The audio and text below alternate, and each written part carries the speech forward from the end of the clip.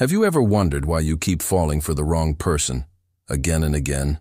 Why even when you know it's not good for you, you still feel pulled in, like something deeper is calling the shots? If you've ever sat on your bed staring at a message you shouldn't reply to, or felt trapped in a love that hurts more than it heals, this video is for you. Because the truth is, most of us aren't falling in love. We're falling into patterns. Ancient, unconscious ones. Carl Jung, one of the most profound minds in psychology, believed that our relationships are mirrors, revealing not just who we love, but the parts of ourselves we've hidden, denied, or never truly met. Today, we're going to explore the shadow that sabotages our intimacy, the anima and animus that distort our expectations, and the childhood scripts that still whisper who we're meant to love. And more importantly, we'll uncover how to break free. Let me tell you a story. I once found myself in a loop, different faces, same heartbreak. Every partner felt like, this time will be different, until it wasn't. And only when I faced the darkest parts of myself, the ones I was projecting onto them, did the pattern finally crack. So if you've ever felt like love is just repeating pain in a prettier disguise, stick with me, because understanding Jung's map of the soul might just set you free. If you've ever seen your love life in that story, comment, "That's me." And don't forget to like this video and hit subscribe. This journey's just beginning. There's a moment when everything feels familiar. The first time you meet them, the way they speak, the fire in their eyes, it's like you've known them forever. But a few months later, that familiarity becomes something else. A haunting déjà vu. The arguments sound the same. The silences feel just as cold. And you ask yourself, how did I end up here again? Why do we keep choosing the same kind of partner, the one who triggers us, hurts us, abandons us? Is it bad luck, a flaw in judgment, or is something deeper unfolding, something unseen, unconscious? Carl Jung didn't believe in coincidences. He believed in patterns, hidden blueprints buried deep in our psyche that quietly guide our choices, especially in love. You don't fall for just anyone. You fall for the ones who reflect what you haven't healed. You fall for people who activate your wounds, not because you enjoy pain, but because something in you wants resolution. It's like your soul is replaying the same script, hoping for a different ending. You say you want safety, but fall for chaos. You crave intimacy, but chase the unavailable. Why? Because your choices are not coming from your conscious mind. They're coming from your shadow, the part of you that carries all the unprocessed pain, rejection, fear, and shame. And until we face it, the shadow will keep showing up in the people we love, like a broken record begging to be heard. This isn't just about attraction, it's about repetition. Trauma has a rhythm, and unless we change the music, we'll keep dancing to the same heartbreak. But here's the hope. When you become aware of the pattern, you begin to rewrite it. You start seeing the red flags before they turn into regrets. You realize that chemistry isn't always a sign of connection. It can be a sign of unfinished business. You begin to ask different questions. Does this person truly see me? Am I choosing them or just avoiding myself? So I'll ask you now. When was the last time you felt pulled to someone, not because of who they are, but because of how they made you feel about you? If that question hits something, you're not alone. And in the next section, we'll explore exactly where these patterns come from, the part of your psyche Jung called the shadow. But first, tell me in the comments, have you ever been stuck in a love loop that felt impossible to break? Imagine walking through a house you've lived in your whole life, but there's a room you've never opened. You feel it behind the walls, a pulsing, silent presence. You don't go near it. You pretend it's not there. But sometimes, in the quiet, you hear it move. That room is your shadow. Carl Jung described the shadow as the unconscious part of the psyche.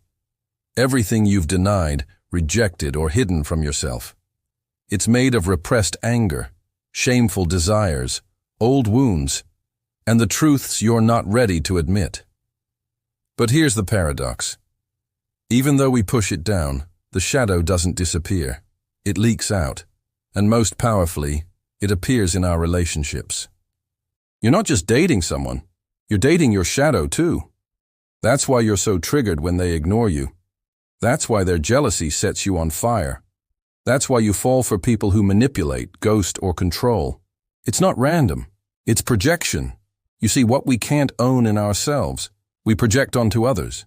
If you suppress your rage, you'll be drawn to someone who's explosive.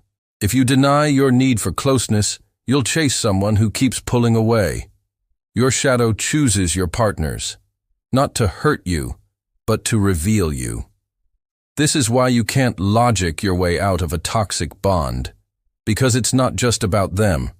It's about you, facing the parts of yourself that you've buried, in hopes they won't be seen.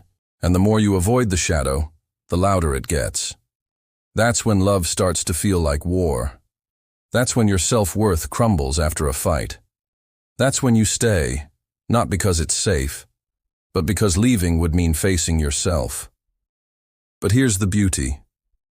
The shadow isn't evil. It's wounded. It's the hurt child, the silenced scream, the abandoned part of your soul. When you turn toward it, something shifts. You realize that anger is also power, that fear carries wisdom, that shame can become compassion. You stop needing others to hold your pain, because you've finally decided to hold it yourself. And in that moment, love begins to look different. It's no longer a battlefield. It becomes a mirror, clean and honest.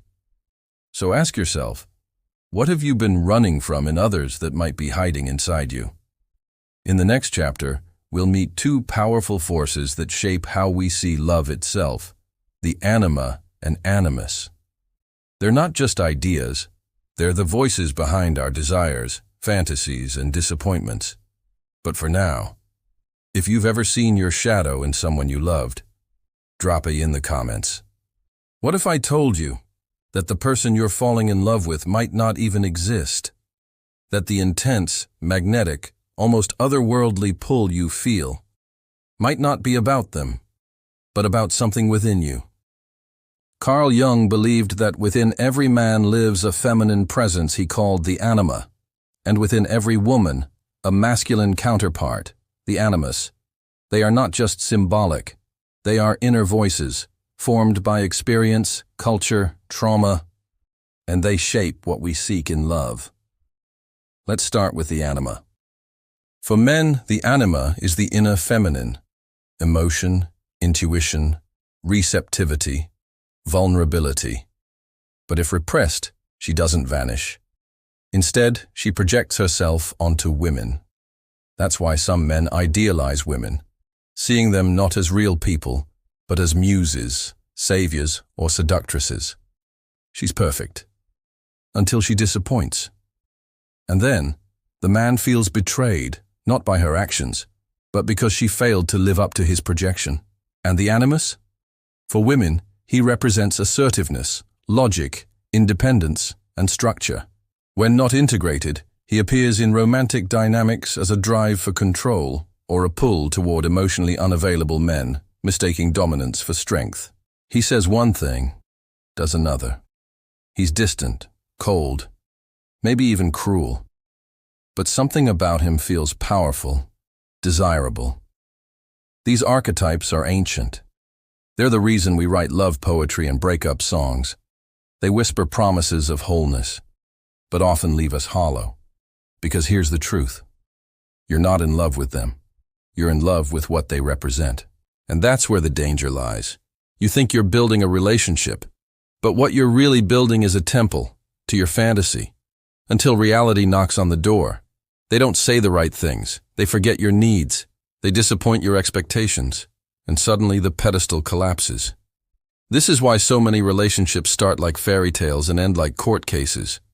Because when we fall in love through the lens of the anima or animus, we don't see them. We see ourselves, projected onto someone else. So what do? We start by reclaiming what we projected. If you're a man, ask, what emotions do I fear in myself that I romanticize in women? If you're a woman, ask, What strength do I long for in men that I haven't claimed in myself? Because the real path to love isn't finding the other half. It's integrating the parts of you that you've disowned. Only then do we stop falling for mirrors and start loving people. In the next chapter, we'll look at where these projections are born, how childhood pain writes the romantic scripts we keep reliving. But before we go, have you ever looked back at a relationship and realized you were never truly in love with them? If so, comment illusion below. You think you're choosing your partner, but often it's your inner child doing the choosing. And children don't choose what's healthy. They choose what's familiar. Let's go back, before the heartbreaks, before the breakups, before the patterns. Back to where your ideas about love were first written. For many of us, love was conditional. It meant pleasing others, hiding feelings, surviving chaos, earning attention. So what happens when that child grows up? They carry that same script into adulthood. You fall for someone distant, because love always felt just out of reach.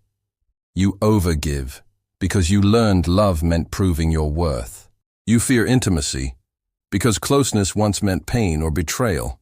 These aren't just habits, they're scripts, written when you were too young to know better, but powerful enough to run your life. And like any script, they have roles. You might play the rescuer, always fixing others. The pleaser, always shrinking to avoid conflict. The rebel, pushing away anyone who gets too close. But underneath every role is a wound. The fear of not being enough. The terror of being left behind. The belief that love and pain always come together. And so, you end up in relationships that validate the script. Not because it feels good, but because it feels true. This is why change feels so hard. Because healing doesn't just mean finding someone better. It means facing the part of you that keeps choosing what hurts. But here's the beautiful, terrifying truth. Once you see the script, you can rewrite it. You can pause before reacting. You can speak when you used to stay silent. You can walk away from what once felt like home. You become the author, not the actor. And slowly, your relationships begin to shift. Not because others changed, but because you did. You give yourself the love you kept outsourcing. You hold the inner child that once begged to be seen. You stop waiting for someone to save you, because you've become that someone. So ask yourself, what was love like in your childhood? What did you have to do to feel wanted? That answer is the script you're still following. In the next part, we'll expose how those old scripts create real-time sabotage, how you might be pushing love away without even knowing it. But before we move on, if this part touched something deep, comment rewriting below. Sometimes, you think they changed. But in truth, you did. Quietly, subconsciously, and not for the better. You stopped texting first, because you didn't want to seem needy. You made yourself smaller, so they wouldn't feel overwhelmed. You pretended not to care, just to avoid disappointment. This isn't strategy, it's self-sabotage. It's the emotional echo of an old belief. If I'm fully myself, I'll be abandoned. Jung taught that our unconscious doesn't just hold repressed memories. It holds habits of survival, ways we learned to avoid pain, long before we had language for it. And these survival strategies often become relationship disasters. Let's name a few. Avoidance sabotage. You crave love, but pull away when someone gets too close. You ghost. You need space. You think independence is strength, but really it's fear in disguise. Anxious sabotage. You need constant reassurance. You text 5 times when they go quiet. You're not dramatic, you're terrified, because silence to you feels like rejection. Control sabotage. You micromanage, test them, keep emotional score. You don't trust love to last, so you grip it tighter. But the more you squeeze, the faster it slips away. Self-sabotage isn't always loud. Sometimes it looks like being chill. Sometimes it sounds like, I'm just not ready. Sometimes it feels like falling for people who can't love you back. because part of you believes you don't deserve it. And here's the most brutal part. You don't see it until it's over. Until you're left wondering why love always ends the same way. But the moment you become aware of these patterns is the moment you reclaim your power. You start catching yourself mid-reaction. You speak the fear instead of acting it out. You ask, is this coming from love or from an old wound trying to protect me? That question alone can change your life, because now you're no longer just reacting, you're responding from a place of awareness. And with every conscious response, you send a message to your nervous system, your inner child, your future relationships. I'm safe. I don't need to sabotage to survive. In the next part, we'll explore how to do that, concretely, what shadow work actually looks like, how to heal the inner mess without abandoning yourself. But before we continue, if you've recognized a sabotage pattern in your life, drop 1 in the comments. You can't heal what you won't face. It sounds simple, but it's the most courageous act you'll ever do, because turning inward means entering the places you've spent a lifetime avoiding. It means sitting with the shame instead of numbing it, listening to the fear instead of silencing it, asking your pain what it needs rather than what it can ruin. This is the beginning of shadow work. Not a buzzword, not a trend, but the raw, sacred process of bringing the unconscious into the light. Carl Jung said, "Until you make the unconscious conscious, it will direct your life, and you will call it fate." So how do we begin? 1. Self-inquiry. Start with questions, deep ones, real ones. What am I afraid people would see if they truly knew me? When do I feel most triggered, and why? What am I still trying to prove, and to whom? Write these out, not once, every week. Let the answers evolve. 2. Track the patterns. Look at your last 3 relationships. Find the common thread. Was it distance, chaos, overgiving, control? That's your script. It doesn't lie. 3. Meet the inner child. Yes, the one who felt forgotten, the one who had to be strong too soon. Find a photo. Talk to them. Let them be angry.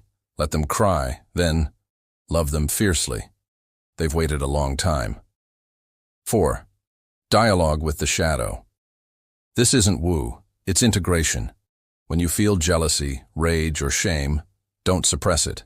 Ask, what are you here to protect? The answers will stun you. 5. Get help. Healing is brave, but it's not solo. Find a therapist, coach, or group that understands depth work. You deserve support that's as deep as your wounds. And no, this won't be linear. Some days you'll feel enlightened. Other days you'll feel broken. But healing isn't about becoming perfect. It's about becoming whole. That means loving the parts of you that lied, lashed out, or disappeared. Because those parts were trying to survive. When you love them, they stop sabotaging.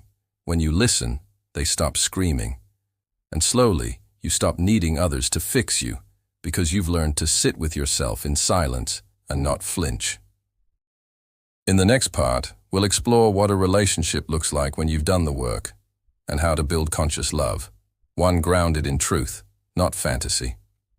But for now, if you're ready to start your own shadow work journey, comment, "I'm ready" below. What does love look like after the healing begins? It's not fireworks. It's not obsession. It's not a high that crashes the next day. It's peace. It's presence. It's 2 people who see each other, not as saviors, not as projects, but as mirrors and companions on the same path. This is conscious partnership. It doesn't mean perfection. It means awareness. You don't stop triggering each other. You recognize the trigger and choose response over reaction. You say things like, "I'm feeling scared right now. Not because of you, but because of what this reminds me of." Or, "When you pull away, my old abandonment wounds light up. Can we talk about it instead of me shutting down?" That's emotional maturity. That's intimacy without armor. A conscious partner isn't someone who always gets it right. They're someone who's willing to repair. They own their shadow without shame. They don't need you to be perfect to feel safe. They invite feedback. Because ego isn't driving the relationship anymore. Instead of blaming, you're both curious. Instead of performing, you're authentic. Instead of reenacting trauma, you're rewriting the story. This kind of love isn't built in fantasy. It's forged in presence. It's the kind of relationship where both people are responsible for their healing and still choose to meet each other every day with open eyes and open hearts. And the result? You grow faster. You hurt less. You don't lose yourself. You find more of who you are. Because love finally becomes a place you can rest, not a battle you have to win. So what does it take to get there? Courage, communication, radical honesty, and the willingness to leave behind the roles you used to play.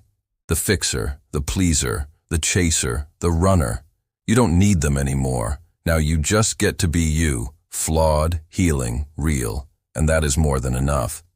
In the final chapter, we'll close the loop, not with answers, but with something deeper, integration. Because this isn't the end. It's the beginning of a new way of being, with yourself and with love.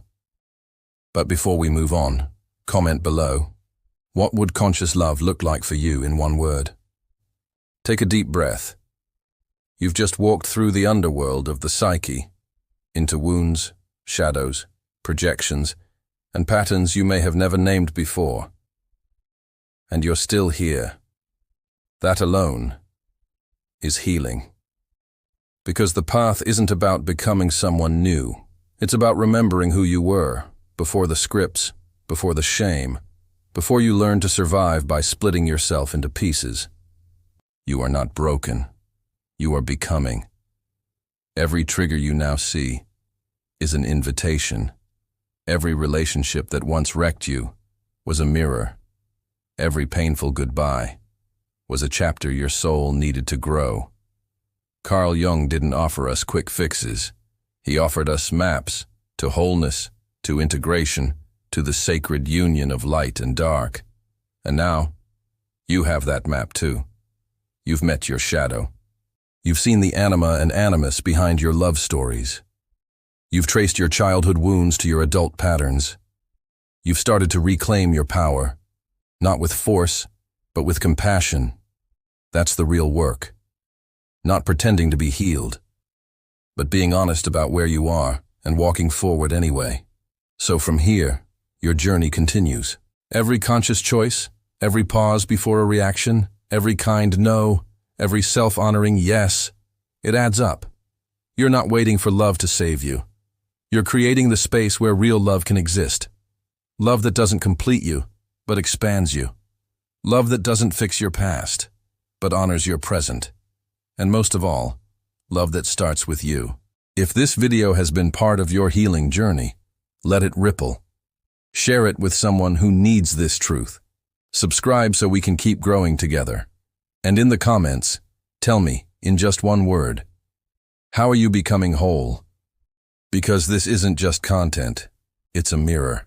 And now, you're finally ready to look.